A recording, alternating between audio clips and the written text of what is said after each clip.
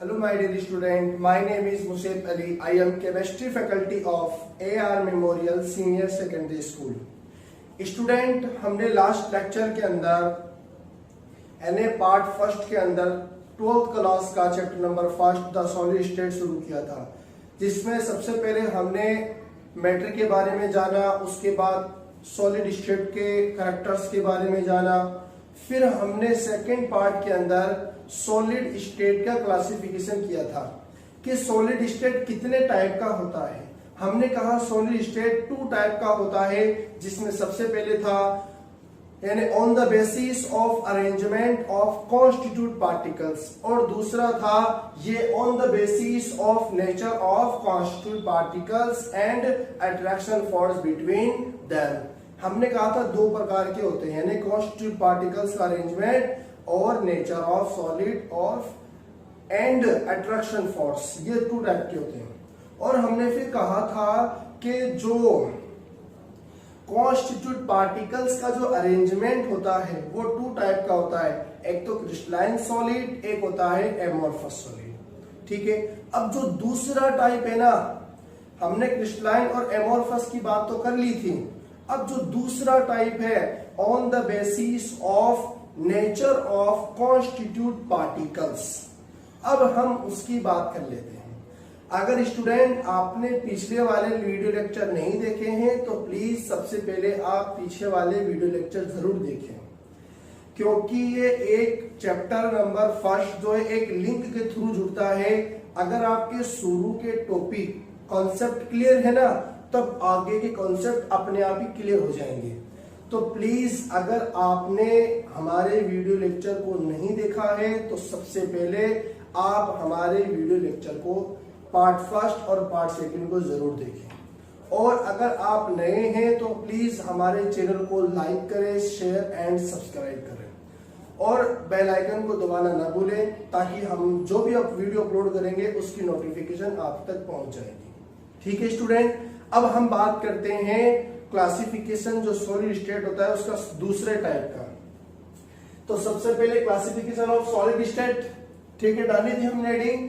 फिर इसका दूसरा टाइप क्या है, on the basis of nature of constitute particles, यानी कॉन्स्टिट्यूट पार्टिकल्स के नेचर और अट्रैक्शन फोर्स। तो उसके अकॉर्डिंग कितने टाइप का होता है स्टूडेंट्स,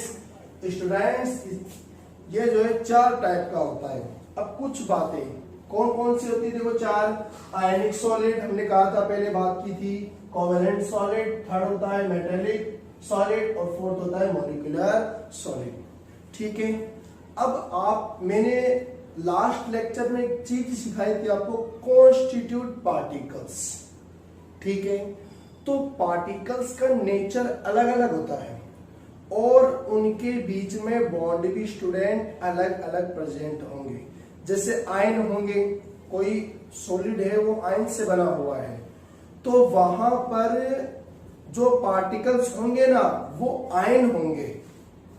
समझ गए मेरी बात। और बॉन्ड की बात करें तो कौन सा बॉन्ड प्रेजेंट होगा स्टूडेंट, वहां पर आयनिक बॉन्ड प्रेजेंट होगा। यानी अगर पार्टिकल्स का नेचर अलग आ गया तो बॉन्ड भी क्या होगा, अलग ही होगा।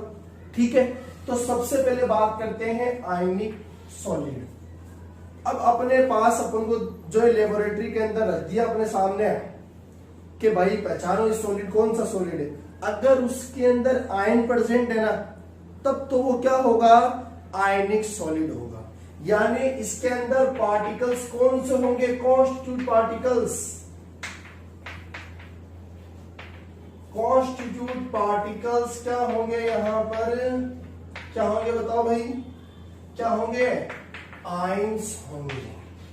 अब आयंस हमने कहा था, आयंस कितने टाइप के होते हैं, 2 टाइप के होते हैं। फर्स्ट होता है केटाइन और सेकंड होता है A9, cation and A9. Clear है मेरी बात। तो आयनिक सॉलिड के अंदर कॉन्स्टिट्यूट पार्टिकल्स आयन होते हैं। क्लियर है बात। अब आयन के बीच में बॉन्ड कौन सा होगा, आयनिक बॉन्ड होगा। कौन सा होगा, आयनिक बॉन्ड होगा। क्लियर है हमारी बात। या ये बोल दो इलेक्ट्रोस्टैटिक फोर्स ऑफ अट्रैक्शन, ये से भी बोल सकते हैं अपन इलेक्ट्रोस्टैटिक फोर्स ऑफ अट्रैक्शन। अभी बात करेंगे अपन अच्छी तरीके से इसको एक्सप्लेन करके समझेंगे, ऐसे तरह से नॉर्मली समझ रहे अपन। कोवेलेंट सॉलिड में क्या होगा, कॉन्स्टिट्यूट पार्टिकल्स एटम होंगे और कोवेलेंट बॉन्ड प्रेजेंट होगा। मेटेलिक सॉलिड के अंदर क्या होंगे, पॉजिटिव चार्ज स्पीसीज होगी, मतलब मेटल्स आयन होंगे। और आपको बताए हमेशा मेटल पे चार्ज कौन सा आता है, पॉजिटिव चार्ज आता है, ठीक है। मेटेलिक बॉन्ड प्रेजेंट होगा। मॉलिक्यूलर सॉलिड के अंदर क्या होगा, मॉलिक्यूल्स तो कॉन्स्टिट्यूट पार्टिकल्स होंगे और फोर्स कौन सा होगा, वीक वैन डर वाल फोर्स ऑफ अट्रैक्शन प्रेजेंट होगा, ठीक है स्टूडेंट। इसको आप लिख लीजिए, राइट कर लीजिए। अब स्टूडेंट हम जो है, जो पहला पॉइंट हमने कहा था आयनिक सॉलिड, उसके बारे में डिस्कशन करते हैं अच्छी तरीके से। ये एग्जाम की दृष्टि से बहुत ज्यादा इंपॉर्टेंट है। 2021 के अंदर ये सवाल आ सकता है। देखो आयनिक सॉलिड, आयनिक सॉलिड अभी हमने बात किया। आयनिक सॉलिड के अंदर कॉन्स्टिट्यूट पार्टिकल्स क्या होगा, आयन होगा। और बॉन्ड कौन सा प्रेजेंट होगा, आयन्स के बीच में बॉन्ड कौन सा प्रेजेंट होगा, आयनिक बॉन्ड प्रेजेंट होगा, या electrostatic force of attraction bond present होगा। कोई भी बोल दो आप, एक ही है, ठीक है। तो यहाँ पर क्या है, इन दिस सॉलिड, यानी इस सॉलिड के अंदर कॉन्स्टिट्यूट पार्टिकल्स क्या होते हैं, आर आयन। समझ गए मेरी बात। लाइक अभी आयन कौन कौन से हो सकता है, केटाइन भी हो सकता है एंड एनाइन भी हो सकता है, क्लियर बात। फिर क्या, and these held together by electrostatic force of attraction या आयनिक बॉन्ड। और ये जो इस सॉलिड के अंदर, इस सॉलिड के अंदर जो पार्टिकल्स एक दूसरे के अंदर हेल्ड टुगेदर होते हैं, मतलब एक दूसरे से आयोजित रहते हैं, अटैच रहते हैं, किसके थ्रू, किसके द्वारा, इलेक्ट्रोस्टैटिक फोर्स ऑफ अट्रैक्शन के द्वारा एक दूसरे में जुड़े हुए रहते हैं आयंस, क्लियर है बात। अब दूसरी क्या है, देखो अब आपस में जुड़ा हुआ है आयनिक बॉन्ड के थ्रू, तो यहां पर मेल्टिंग पॉइंट ज्यादा होगा। अब एक बात याद रखना मेरी हमेशा, सबसे ज्यादा जो बॉन्ड स्ट्रोंग होता है, क्या बोला, ये बात आपको पता रहनी चाहिए। सबसे ज्यादा कौन सा बॉन्ड स्ट्रोंग होता है, वो होता है आयनिक बॉन्ड। कौन सा होता है, लिख लेना आपकी नोटबुक के ऊपर, सबसे ज्यादा स्ट्रॉन्ग बॉन्ड कौन सा होता है, आयनिक बॉन्ड होता है। अब बॉन्ड स्ट्रॉन्ग है तो लिक्विड में चेंज करने के लिए ज्यादा टेम्परेचर देना पड़ेगा। ज्यादा टेम्परेचर देंगे तो मतलब मेल्टिंग पॉइंट ज्यादा होगा। समझ गए मेरी बात आप। तो क्या है, यहां पर आयनिक सॉलिड के अंदर आयनिक बॉन्ड प्रेजेंट है, इस आयनिक बॉन्ड की वजह से मेल्टिंग पॉइंट क्या होगा, हाई होगा। तो क्या, they have high melting point and boiling point, ठीक है। एंड शो ब्रिटल नेचर, इसका मतलब क्या होता है, वो ध्यान देना। ब्रिटल का मतलब होता है नाजुक। जैसे NaCl एक आयनिक सॉलिड होता है, NaCl क्या होता है, एक आयनिक सॉलिड। आप NaCl को हाथ में लो और ऐसे पुश करो आप, यानी टूट जाएगा, नाजुक होता है। तो उसको देखते हुए इसके अंदर एक और बात क्या इंक्लूड कर दी, क्या, ब्रिटल। समझ गए इसका मतलब क्या है, ब्रिटल का मतलब नाजुक होता है, यानी NaCl को आप हाथ में लेंगे ना तो टूट जाएगा वो बहुत आसानी तरीके से। तो इसलिए क्या होता है, यहाँ पर ब्रिटल नेचर का होता है, क्लियर बात। अब ये थर्ड वाली जो पॉइंट है ना, यहां से सवाल उठ के आ सकता है, बहुत ही बढ़िया सवाल है ये। देखो ध्यान देना आप इसके अंदर,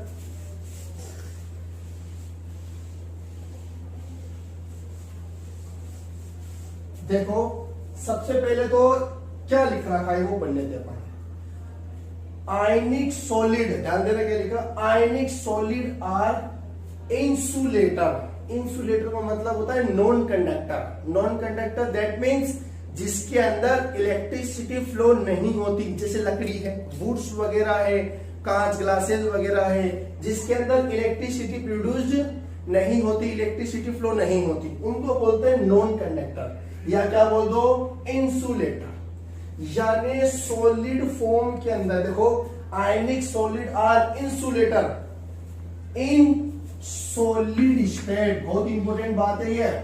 यानी आयनिक सॉलिड के अंदर, सॉलिड स्टेट के अंदर कोई इलेक्ट्रोसिटी फ्लो नहीं होती, जिसको अपन क्या बोलेंगे, सॉलिड स्टेट के अंदर। तो आयनिक सॉलिड, सॉलिड स्टेट में आयनिक सॉलिड नॉन कंडक्टर होते हैं, ठीक है।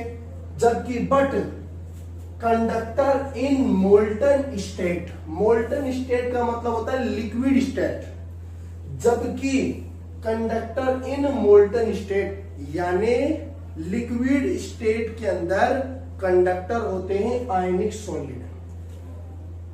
समझ गए मेरी बात आप? अब क्यों होते हैं वो समझो आप। देखो सबसे पहले आपको एक फोटो नजर आ रही होगी। इस फोटो के अंदर क्या है, सबसे पहले पार्टिकल्स पास पास में है। समझ गए? पार्टिकल्स क्या है, पास पास में है। पास पास में है तो इलेक्ट्रॉन को आगे मूव करने के लिए जगह नहीं मिलेगी। हमने एक बात कही थी, देखो इस तरफ आप, कि जो सॉलिड होता है ना, वहां पर पार्टिकल्स बहुत पास पास में होते हैं। कही थी हमने बात ये, पार्टिकल्स पास पास में होंगे तो इलेक्ट्रॉन को मूव करने के लिए जगह नहीं मिलेगी। तो यही आपको फोटो में नजर आ रहा है कि पार्टिकल्स पास पास में, बहुत ज्यादा पास पास में है तो इलेक्ट्रिसिटी फ्लो नहीं होगी, यानी इलेक्ट्रॉन को मूव करने के लिए स्पेस नहीं मिलेगा। जबकि मोल्टन स्टेट के अंदर देखो आप, अब एक नई पिक नजर आ रही है आपको। मोल्टन स्टेट के अंदर Na+ और Cl आयन थोड़े दूर दूर चले गए, क्लियर, थोड़े दूर दूर चले गए तो आयंस जो है इलेक्ट्रॉन की तरफ जाएंगे नहीं, इलेक्ट्रॉन की तरफ नहीं जाएंगे तो क्या होगा, इलेक्ट्रिसिटी प्रोड्यूस्ड हो जाए। जब इलेक्ट्रिसिटी फ्लो होगी, जब इलेक्ट्रॉन फ्लो होंगे, फ्लो होने की वजह से इलेक्ट्रिसिटी अपने आप ही फ्लो हो जाएगी। क्लियर है क्या, बताओ मेरी बात। यानी सॉलिड फॉर्म के अंदर तो इलेक्ट्रॉन को आगे बढ़ने के लिए, आगे मूव करने के लिए स्पेस नहीं मिलेगा, क्योंकि पार्टिकल्स पास पास में है। जबकि लिक्विड स्टेट में क्या है, पार्टिकल्स थोड़े दूर दूर चले जाते हैं। दूर दूर चले गए तो आयंस को मूव करने के लिए जगह मिल जाती है, जिसकी वजह से यहां पर इलेक्ट्रिसिटी फ्लो होती है। क्लियर है क्या? तो सवाल आ सकता है यहां से कि आयनिक सॉलिड, सॉलिड स्टेट में नॉन कंडक्टर होते हैं, बट मोल्टन स्टेट में या लिक्विड स्टेट के अंदर कंडक्टर होते हैं, क्यों? तो इसका रीजन आपको ये देना है कि सॉलिड स्टेट के अंदर इलेक्ट्रॉन को आगे मूव करने के लिए स्पेस नहीं मिलता, जबकि लिक्विड स्टेट के अंदर इलेक्ट्रॉन को आगे मूव करने के लिए स्पेस मिल जाता है। क्लियर है बात स्टूडेंट? चलो इसमें एग्जांपल्स वगैरह और देख लेना। और because in this condition particles have sufficient space मिल जाता है टू मूव टुवर्ड्स इलेक्ट्रॉन, यानी जो इलेक्ट्रॉन की तरफ जो है मूव करने के लिए यहाँ पर स्पेस मिल जाता है, सफिशिएंट स्पेस मिल जाता है। ठीक है student, example NaCl, KCl, Na2SO4 और MgO और ZnS, ये है। Clear student? उतार। अब स्टूडेंट दूसरा टाइप है अपना कोवेलेंट सॉलिड। अपन ने कहा कोवेलेंट सॉलिड के अंदर कॉन्स्टिट्यूट पार्टिकल्स क्या होते हैं, एटम्स होते हैं, और उन एटम्स के बीच में बॉन्ड कौन सा होता है, कोवेलेंट बॉन्ड होता है। ठीक है, क्या लिखा है, in this type of solid, यानी इस प्रकार के सॉलिड के अंदर कॉन्स्टिट्यूट पार्टिकल्स आर एटम, क्या होते हैं, कॉन्स्टिट्यूट पार्टिकल्स एटम होते हैं। ठीक है, और दीज एटम, अब बहुत सारे अपने पास में एटम है, ये बहुत सारे क्या है, एटम, वो आपस में जुड़ेंगे, जुड़ने के बाद ये क्या बनाएंगे, एक जाल बनाएंगे, जिसको क्या बोलेंगे, नेटवर्क। तो क्या है, दीज एटम, यानी ये एटम फॉर्म ए नेटवर्क, यानी एक नेटवर्क बनाएंगे, एक जाल बनाएंगे, बहुत सारे एटम आपस में कंटेन होकर, आपस में जुड़कर थ्रू कोवेलेंट बॉन्ड। जैसे आपको एक पिक नजर आ रही है, इसके अंदर बहुत सारे एटम्स हैं जो आपको कलरफुल नजर आ रहे हैं। ये एटम आपस में जुड़े हुए हैं, जिसके थ्रू जुड़े हुए हैं ना, उसको तो बोलते हैं कोवेलेंट बॉन्ड। और बहुत सारे एटम है इस बॉन्ड के थ्रू जुड़े हुए हैं। तो बॉन्ड को तो बोलेंगे कोवेलेंट बॉन्ड, पार्टिकल को बोलेंगे एटम और पूरी स्ट्रक्चर को बोलेंगे अपन एक नेटवर्क।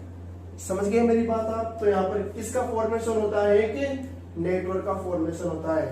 तो क्या है? So these are also called network solid, यानी कोवेलेंट सॉलिड को, यानी ये नेटवर्क का फॉर्मेशन कर रहा है ना, इसीलिए कोवेलेंट सॉलिड को क्या बोलते हैं? नेटवर्क सॉलिड बोलते हैं। सवाल आ चुका है एग्जाम के अंदर, ये सवाल यह आया था कि नेटवर्क सॉलिड का क्या एग्जाम्पल है, एग्जाम्पल पूछा गया था, ठीक है ना। तो फिर यानी जो स्टूडेंट समझ नहीं पाए कि नेटवर्क सॉलिड किसको बोलते हैं, तो नेटवर्क सॉलिड कोवेलेंट सॉलिड को ही बोलते हैं, याद रखना बात, ठीक है। क्यों बोलते हैं? क्योंकि ये जाल बनाते हैं, नेटवर्क बनाते हैं। आगे क्या है?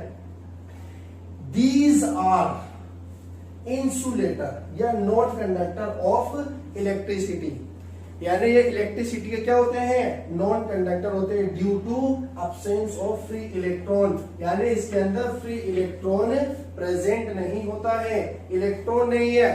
तो कौन मूव करेगा इलेक्ट्रिसिटी के लिए? एक बात याद रखना आप, इलेक्ट्रिसिटी दो चीजों से फ्लो होती है, या तो आयंस के द्वारा या इलेक्ट्रॉन के द्वारा। अगर किसी मॉलिक्यूल्स में इलेक्ट्रॉन होंगे तो इलेक्ट्रिसिटी फ्लो होगी, इलेक्ट्रिसिटी प्रोड्यूस्ड होगी। अगर आयंस होंगे तब भी इलेक्ट्रिसिटी प्रोड्यूस्ड, यानी इलेक्ट्रिसिटी फ्लो होगी। अब यहाँ पर इलेक्ट्रॉन ही नहीं है, इलेक्ट्रॉन नहीं है तो फिर कहां से इलेक्ट्रिसिटी फ्लो होगी? इलेक्ट्रिसिटी फ्लो हो ही नहीं सकती, नहीं हो रही तो क्या बोलेंगे इसको? इंसुलेटर बोलेंगे। समझ गए? अब यहां पर एक जो है ना, क्या है अपने पास में एग्जांपल है, क्या है? ग्रेफाइट। क्या है? ग्रेफाइट। ये ग्रेफाइट है ना कोवेलेंट सॉलिड होता है, लेकिन हमने क्या कहा, ध्यान देना मेरी बात को थोड़ा ना, कोवेलेंट सॉलिड नॉन कंडक्टर होता है और ये ग्रेफाइट कोवेलेंट सॉलिड होता है। कोवेलेंट सॉलिड नॉन कंडक्टर होता है और ग्रेफाइट क्या होता है? कोवेलेंट सॉलिड होता है। तो इस ग्रेफाइट को नॉन कंडक्टर होना चाहिए कि नहीं होना चाहिए? बताओ, होना चाहिए ना। लेकिन ग्रेफाइट नॉन कंडक्टर नहीं होता है, ये क्या होता है? ये कंडक्टर होता है। क्यों होता है? इसका रीजन ये है, देखो आप इस पिक के अंदर, ये है ग्रेफाइट की स्ट्रक्चर, ये 3 लेयर है, एक तो ऊपर वाली, एक इससे नीचे, एक उससे नीचे। इन लेयर के बीच में स्पेस ज्यादा होता है और इसके अंदर एक फ्री इलेक्ट्रॉन भी होता है। समझ गए मेरी बात? तो इलेक्ट्रॉन तो होता है इसके अंदर, फ्री इलेक्ट्रॉन, और इनके लेयर्स के बीच में स्पेस भी होता है, जिसकी वजह से इसको मूव करने के लिए, आगे गति करने के लिए जगह मिल जाती है। जगह मिल गई तो इलेक्ट्रिसिटी फ्लो होगी। तो याद रखना बात आप, ग्रेफाइट क्या होती है? कंडक्टर होती है। तो यहां से सवाल आ सकता है कि ग्रेफाइट कोवेलेंट सॉलिड होते हुए भी इलेक्ट्रिसिटी के कंडक्टर होते हैं, क्यों? तो इसका रीजन क्या है? फ्री इलेक्ट्रॉन होते हैं, इलेक्ट्रॉन को मूव करने के लिए स्पेस मिल जाता है।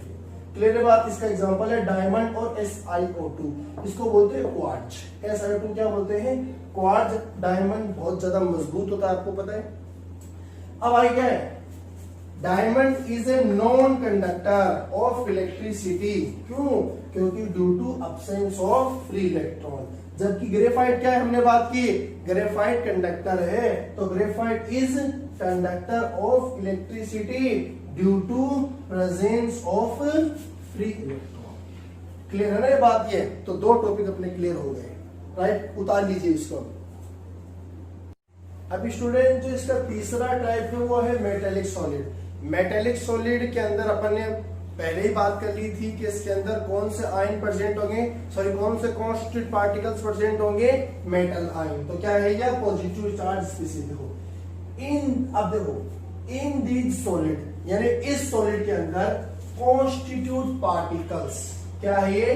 Constitute particles are positive charge species. Positive charge species कौन सी होती है? जैसे कि Fe+2, Mg+2, जितने भी मेटल्स होते हैं उनके ऊपर हमेशा ऑलवेज प्लस चार्ज आपको नजर आएगा। और जो प्लस चार्ज वाले मेटल आयन है उन कॉन्स्टिट्यूट पार्टिकल्स को बोलते हैं मेटेलिक सॉलिड। यानी वो बहुत सारे कॉन्स्टिट्यूट पार्टिकल्स यानी बहुत सारे Fe+2 आयन, बहुत सारे आयन अटैच होंगे, बहुत सारे मेटेलिक आयन जुड़ेंगे, अटैच होंगे, अटैच होने के बाद एक सॉलिड बनाएंगे। जो सॉलिड बनेगा उस सॉलिड को बोलते हैं मेटेलिक सॉलिड। यानी मेटल आयन के थ्रू जो सॉलिड बनता है उनको बोलते हैं मेटेलिक सॉलिड। ठीक है, अब नेक्स्ट पॉइंट देखते हैं अपन। These are held together by strong metallic bond. यानी यह जो है हेल्ड टुगेदर का मतलब होता है एक दूसरे के अंदर आयोजित होना, एक दूसरे के टच करना। तो ये जो है यह एक दूसरे के जो टच होते हैं वो स्ट्रॉन्ग मेटेलिक बॉन्ड के थ्रू जुड़े हुए रहते हैं। ठीक है, जैसे मेटल आयन है वो आयन आपस में किसके द्वारा जुड़े रहते हैं? वो स्ट्रॉन्ग मेटेलिक बॉन्ड के द्वारा जुड़े हुए रहते हैं। क्लियर है बात? अब आपको पता है लोहा के अंदर बताओ इलेक्ट्रिसिटी फ्लो होती है कि नहीं होती है? होती है। अरे लोहे को आप किसी तार जो है ना वायर, उस वायर के पास में टच करने के बाद अपने अंदर करंट लगेगा, इलेक्ट्रिसिटी फ्लो होगी। तो कहने का मतलब क्या हुआ है कि जो मेटल होता है ना वो लिक्विड स्टेट में और सॉलिड स्टेट में दोनों ही स्टेट के अंदर इलेक्ट्रिसिटी के कंडक्टर होते हैं, मतलब विद्युत के चालक होते हैं। क्लियर है बात?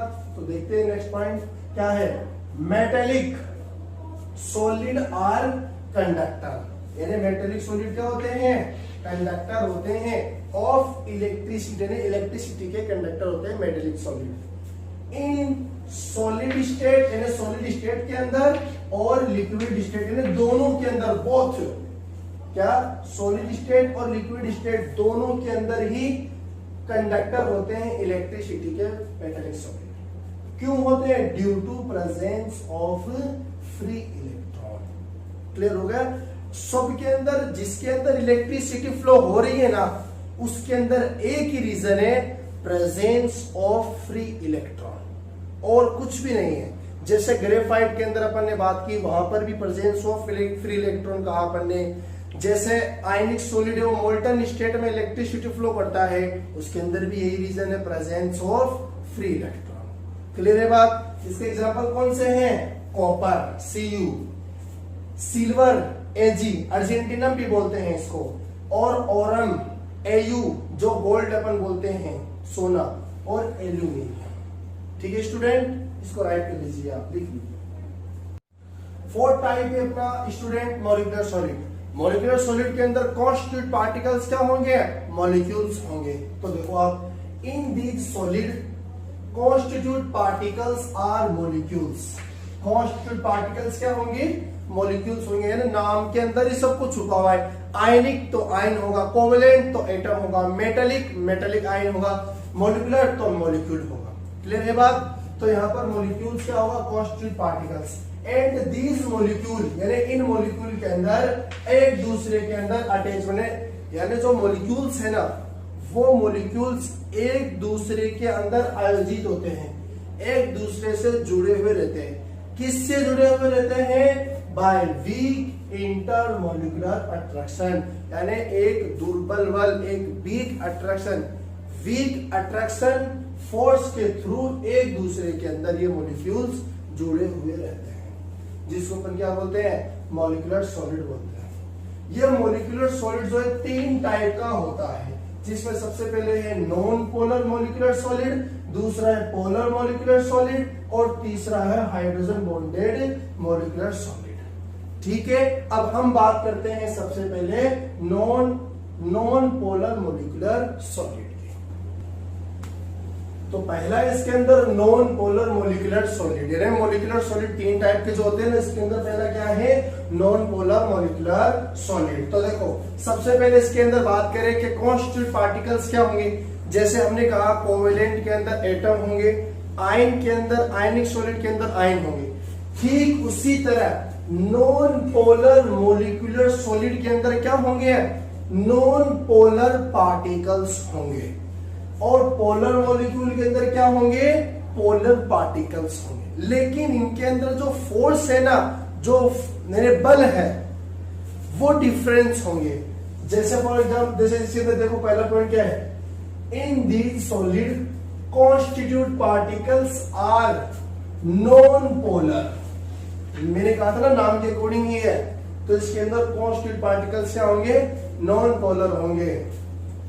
या नॉन पोलर के साथ में क्या हो सकता है, atom of noble gas, noble gas भी हो सकती है। नोबल गैस क्या होती है, नोबल गैस पीरियोडिक टेबल के अंदर जो 18 वाला 18वां जो ग्रुप है, उस ग्रुप को है नोबल गैस बोलते हैं। इसमें कौन कौन सी गैस आती है, helium, neon, argon, krypton, xenon, radon, ये गैसें आती है नोबल गैस के अंदर। तो जो नोबल गैस है वो क्या होती है, नॉन पोलर मोलिकुलर सॉलिड होती है, ठीक है। और इसके अंदर and these are held together by weak London force. और जो नोबल गैसेज होती है, जो नोबल गैसेज होती है, उनके बीच में कौन सा बॉन्ड प्रेजेंट होता है, या जो नॉन पोलर मॉलिक्यूल्स होते हैं उनके बीच में कौन सा बॉन्ड प्रेजेंट होता है, अगर आपसे पूछ ले तो कौन सा होता है, वो होता है लंदन फोर्स होता है। तो नॉन पोलर मोलिकुलर सॉलिड के अंदर कौन सा फोर्स प्रेजेंट होगा, लंदन फोर्स प्रेजेंट होगा, ठीक है। और इनका मेल्टिंग पॉइंट क्या होता है, बहुत ही कम होता है। जैसे एग्जांपल कौन कौन से हैं, H2, I2, Cl2 है, हाइड्रोजन गैस है, आयोडीन है, क्लोरीन है, P4 फॉस्फेट, और जो है सल्फर S8 की फॉर्म में पाया जाता है, नाइट्रोजन गैस है, N2O2 ऑक्सीजन गैस है। इन सभी के अंदर कौन सा फोर्स प्रेजेंट होता है, लंदन फोर्स। कौन से पार्टिकल्स प्रेजेंट होंगे, non polar molecular particles present होंगे। क्लियर है बात। अब दूसरा क्या है, पोलर मोलिकुलर सॉलिड। आपको पता है कौन सा पार्टिकल्स होगा, कॉन्स्टिट्यूट पार्टिकल्स पोलर ही होंगे। देखो in these solid constituent particles are polar molecule। constituent particles क्या है यहाँ पर, polar molecule है, क्लियर है बात। and these polar molecule held together by weak dipole attraction force। जैसे नॉन पोलर के अंदर लंदन फोर्स प्रेजेंट होता है, ठीक उसी तरह पोलर मॉलिक्यूल्स के अंदर या पोलर सॉलिड के अंदर, पोलर मॉलिक्यूल सॉलिड के अंदर डाइपोल अट्रैक्शन फोर्स प्रेजेंट होता है। जैसे एग्जांपल कौन कौन सा है, HCl और SO2 और CH3 हाइड्रोक्लोरिक एसिड होता है, SO2 गैस और CHCl3 क्लोरोफॉर्म होता है, जो बेहोश करने के यूज में लेते हैं, ठीक है। थर्ड क्या है, हाइड्रोजन बॉन्डेड मॉलिक्यूल।